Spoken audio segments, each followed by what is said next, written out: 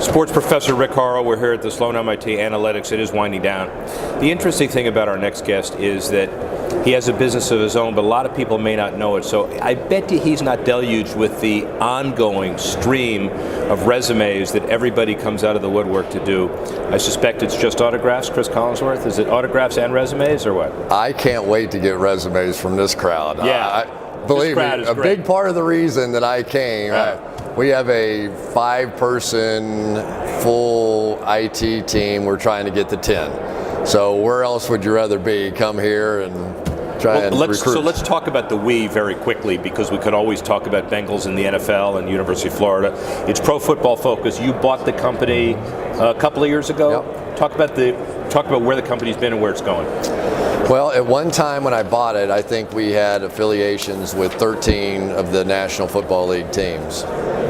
We just came back from the Combine, and we have 25 currently. I think there's a very good chance that we land this year somewhere between 28 and 30 teams. I was completely blown away by the fact that now at the Combine, there are all these 25 to 35-year-old young people that have never played football, that have never worn a helmet, many of whom are women, that are now having real decision-making influence over game plans, over rosters, over salary cap, and it's all about data, it's all about analytics, it's all about these young kids that are coming out of places like MIT and Harvard and Princeton that are not afraid of the numbers. Good thing, bad thing, by the way? I think it's a great thing. I now go into the week, and Pro Football Focus gives me a bunch of data on the two teams that we're going to do. And about 80% of it, I go, yeah, I knew. Right. About 20% of it, I love being wrong on Monday and Tuesday. Yeah. I don't like being wrong on Sunday night. Right. And so when these young people that have broken down every single play of every single game, it has been overseen by a coach, it has been presented in such a manner that it's easily digestible, and that 20% is where I end up spending my time during the week, because I didn't know that. Yeah. And somebody who has never played the game of football was able to teach me that through analytics. Is there, and I'll say it in a complimentary way, is there an appropriate balance in football decision making today between the geeks and the old line guys?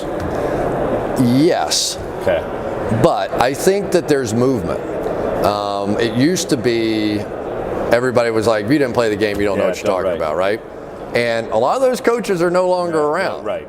And we're seeing the 31-year-old head coaches now that are, I mean, they were born with technology in their hand. They know how to manipulate numbers. They're not afraid of what analytics will tell them. And they want it. They expect it. They're getting it in college. We have 15 major college teams that get our service. So they've been brought up in a way that the players of my generation weren't. And I'm of the opinion, either adapt or die, so I'm adapting. I'm all in. But probably wrong guy to ask, since he owns an analytic company, but can you go too far with that? Absolutely. Okay. Well, especially because it's still football. It's still a fist fight out there, right? Yeah. And there are some people that have these big hearts that when it's the most desperate of times, the Tom Brady's of the world, the Michael Jordans of the world, you can't put analytics around that. It is still a game played by human beings that in the toughest of situations have to deliver, have to overcome their own nerves, and there's no analytics to build around that. How do you determine that? How do you assess the size of a guy's heart? I wish I knew. I would be the greatest draft guru in all the world. And a coach, by the way. And a coach. Great GM. And a coach. I know it when I see it. Right. But unfortunately, I'm not there on draft day. But it is, there's a great, wonderful balance that is opening up the world of football to people now that are at this conference, that are wide-eyed, that are always, baseball was the first one to get there, and now all the other sports are following suit. We're not going to do the who's going to win the Super Bowl and what a game last year. That's for 98% of the other people. Let's talk about Chris Collinsworth, the businessman.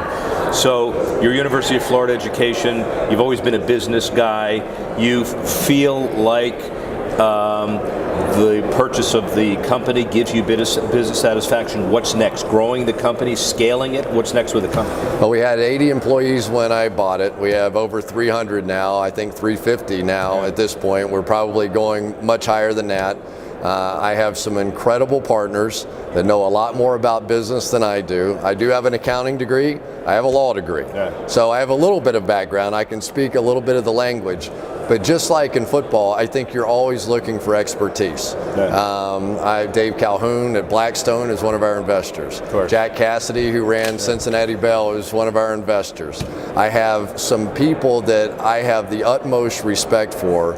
And if you're smart, you're always looking for somebody who's smarter than you are to help you with some of those big decisions. And I think I'm at least smart enough to do that. Well, you know, as someone else who has a law degree and realizes that a law degree only opens the door, doesn't kick it in, and it certainly doesn't guarantee success, which is another bit of advice, how do you deal with the entrepreneurial opportunities and yet make some decisions in your life where you know what you want to do and get there and not do too much and not make the wrong decisions business-wise? Yeah, I always wanted to be involved in some business.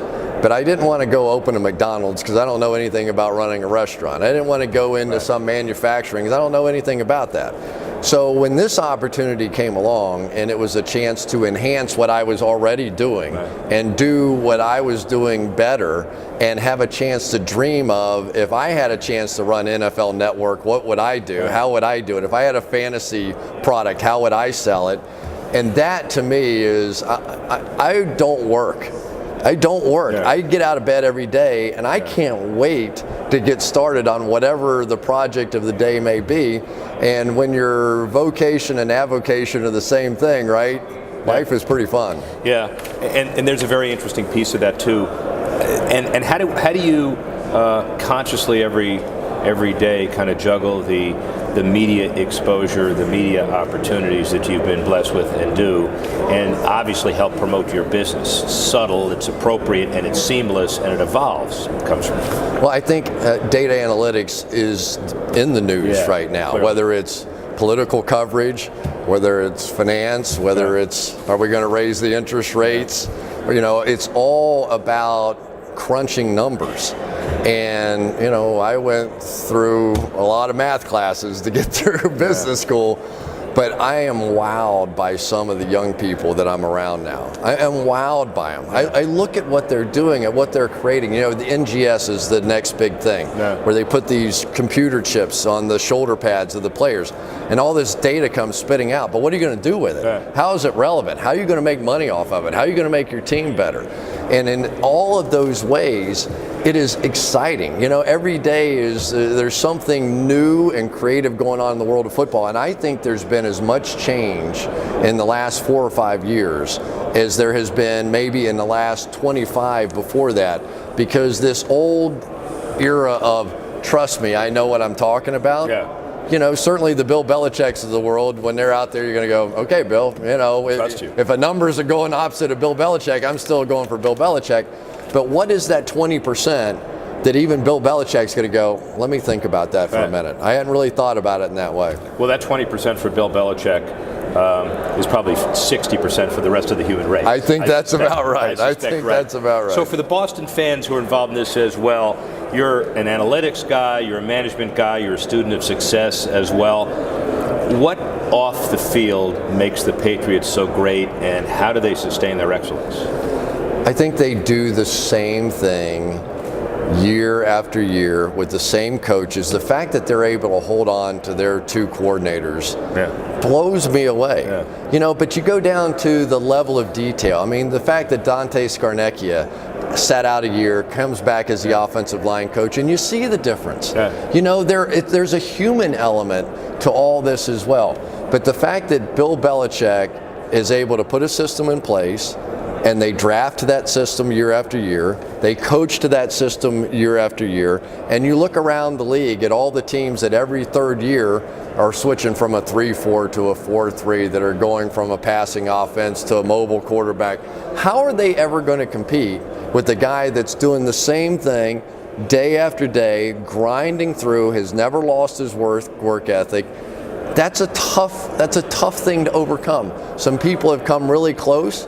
I don't think you look at the New England Patriots and say, that is the most talented football team I've ever seen in my life, right? I just don't think you do that. I think you look at them and you go, those guys collectively are so much better than what they are individually, and to me, that is really fun to watch. Is it the system that's the solution? We talked about offensive and defensive coordinators, but the interchangeable players, is it a character issue? Is it a combination? It's versatility and it's intelligence. Because no matter how smart Bill Belichick is, or Josh McDaniels, or Matt Patricia, no matter how smart they are, if the guys can't do it, I mean, every coach that goes against them says, we don't even worry about what was on film last week because we ain't going to see that. Yeah. You know, it's like a new game plan every week. Well, that's great as long as your guys can understand it and your guys can adapt and make those sort of changes. But think about going into a Super Bowl with a game plan that you haven't been doing. So that takes all those off-season days of work. It has to become second nature. And when Tom Brady can get in the huddle and go, oh, you guys remember back in 2012 when we played Buffalo in the second half and we made this. Aren't many people can do that. And everybody responds to that too. So final issue, and we're going to put a shameless plug in for Craft Analytics. It also helps, Jessica Gelman, the guys that run this conference, are affiliated with a craft-related company. So now we know we take this dangerous, unbelievable organization and arm them with data that nobody else has. Should we even bother showing up for next season? I think they're going to do okay. Somehow I have a feeling they're going to do okay without me. Yeah, absolutely. Thank you. Great to see you. Appreciate it.